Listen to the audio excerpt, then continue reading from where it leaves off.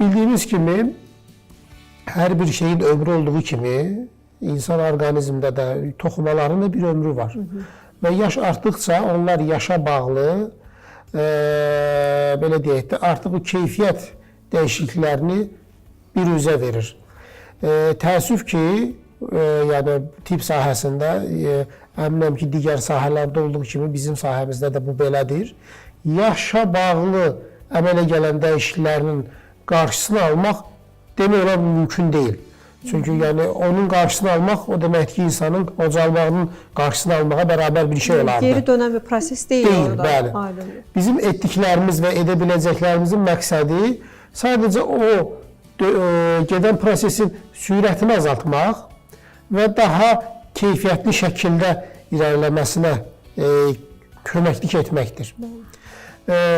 Yaşlı insanlarda diz ağrılarından əziyyət çəkən, belə deyək, biz qadın və kişi cinsi olaraq ayırsaq, böyük bir əksəriyyəti xanımlarda olur.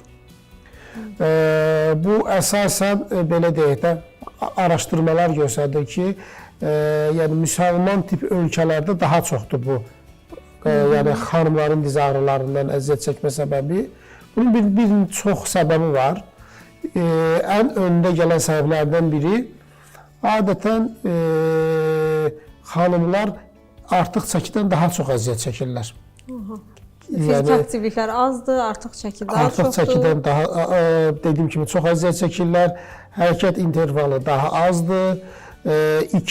Xanımlarda o 50-55 yaşından sonra klimaksın başlaması, yəni menopazın başlaması, hormonal balansın dəyişməsi və pozulması bu oynaq problemlərinin, xüsusilə diz problemlərinin daha çox yayılmasına səbəb, belə deyək, olur.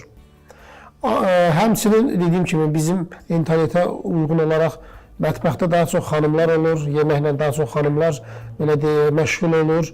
Təbii ki, bişirdiyi yeməyin də dadına da baxmalıdır. Bu şəkildə, yəni o xanımların çəki kontrol eləməyi və ya bəylərlə müqayisədə daha çətin olur. Və bu dediyim səbəblərdən dolayı, yəni xanımlarda bəylərlə müqayisədə diz oynağının ağrıları ilə bağlı müraciət və şikayətlər daha üstünlük təşkil etməkdədir.